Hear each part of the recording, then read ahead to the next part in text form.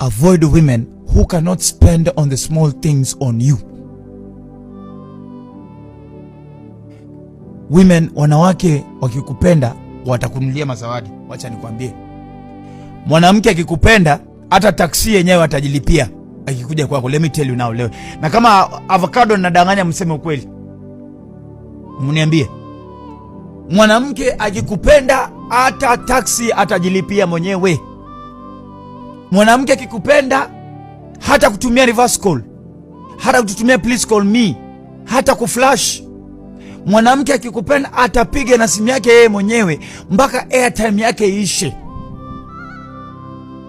So hizi uongo mnadanganya huku nje ati unajua ni call, ati siko na airtime yote. Mwanamke akikupenda hata siku hizi atakupigia na WhatsApp call. Mimi ndio chairman, nawaambia hizi vitu. Wakati mwingine msianze kupingana na mimi. Nikiongea naongea zile vitu najua. Mimi siongeangi vitu ambazo sijui.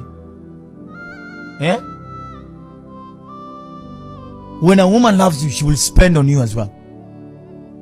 So nawaambia wanaume leo, nawaambia tafadhali avoid, yani muhepe kabisa, muhepe, avoid kabisa mwanamke ambaye hawezi spend anything on you.